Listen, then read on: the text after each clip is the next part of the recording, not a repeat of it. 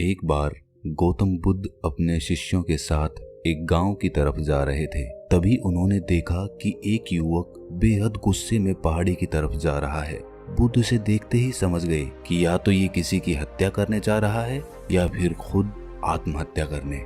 वो युवक जैसे ही पहाड़ी से कूदने जा रहा था, गौतम बुद्ध ने तुरंत उसका हाथ पकड़कर उसे खींच लिया। ये देखकर उस युवक ने कहा, आप मेरा हाथ छोड़ दें, ये मेरा जीवन है, मैं इसके साथ जो चाहे करूं, आप मुझे नहीं रोक सकते। बुद्ध ने कहा, ठीक है, तुम दोबारा कूद जाना, लेकिन पहले 10 मिनट रुक जाओ। 10-12 बार लंबी सांसें लो और अपनी हथेलियों को खोल दो। उसके बाद ही मैं तुम्हें दोबारा आत्महत्या करने दूंगा, उससे पहले नहीं। युवक बोला, आप मुझे बेकार ही इतना परेशान कर रहे हैं, मैं पहले से इतना परेशान हूँ। लेकिन अगर आप कहते हैं तो ठीक है, मैं 10-12 बार लंबी सांसें ले लेता हूँ, अपनी हथेलियां भी खोल देता हूँ, उसके बाद आप मुझे आत्महत्या करने से नहीं रोक सकेंगे। उस युवक ने अपनी आंखें बंद की, 10-12 बार लंबी सांसें ली और अपनी हथेलियों को खोल दिया और फिर धीरे धीरे अपनी आंखें खोली। फिर बुद्ध ने कहा कि ठीक है, अब तुम जा सकते हो। वो युवक पहाड़ी की तरफ गया, लेकिन उसने जैसे ही कदम आगे बढ़ाया और पहाड़ी के नीचे देखा तो वो देखते ही पीछे हट गया और वापस जाकर बुद्ध से बोला, आप कौन हैं? आपसे तेजस्वी आदमी मैंने आज तक नहीं देखा। अभी मेरे साथ क्या हुआ है, क्या आप मुझे समझा सकते हैं? कुछ वक्त पहले मैं इस पहाड़ी से कूद गया होता, लेकिन अब एक भय उत्पन्न हो गया है।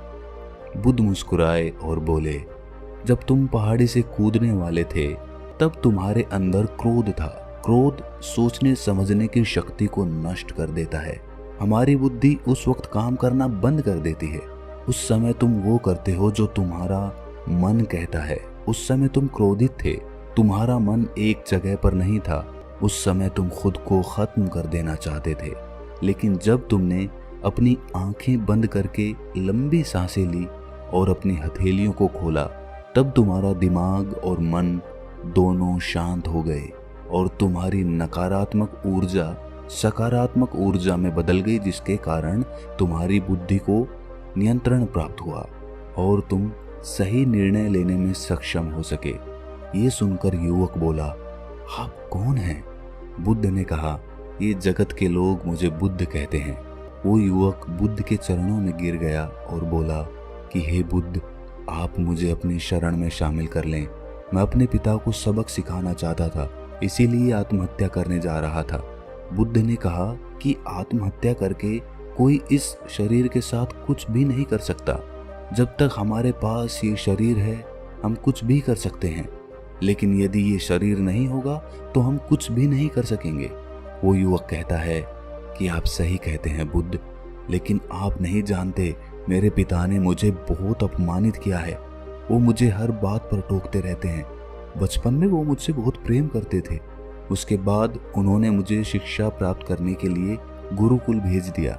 मैं हमेशा सोचता था कि मैं गहन अध्ययन करके उनका नाम रोशन करूंगा और ये देख वे बेहद खुश भी होते थे। जब मैं शिक्षा पूरी कर वापस आया, तब मुझे लगा कि मैंने सारे शास्त्र, वेद, उपनिषद कंठस्थ कर लिए हैं और मुझसे बड़ा ज्ञानी कोई नहीं है। तब वो खुश होने की जगह मुझसे कहते हैं कि अपने आप को ज्यादा ज्ञानी होने के भ्रम में मत डालो और ना ही खुद में इतना अहंकार लाओ। अरे मैं तो उन्हें दिखाना चाहता था कि मैंने कितना गहन अध्ययन किया है। मैं बड़े बड़े शास्त्रार्थ में जाने लगा। सभी मेरे ज्ञान से प्रभावित होने लगे। सभी ने मुझे बहुत महान ज्ञाता माना, लेकिन मेरे पिता ने नहीं माना। वो मेरे शास्त्रार्थ के बीच में पहुंच जाते और मेरे बताए गए ज्ञान में कुछ ना कुछ कमी निकालते रहते और सबके आगे मुझे अपमानित भी करते। वो मेरे साथ रहने वाले मित्रों को भी अपमानित करते थे। वो कहते थे कि वो मेरा जीवन बर्बाद कर देंगे क्योंकि वो मेरा साथ देते हैं, मेरे ज्ञान की प्रशंसा करते हैं। मैं समझ नहीं पा रहा था कि वो ऐसा क्यों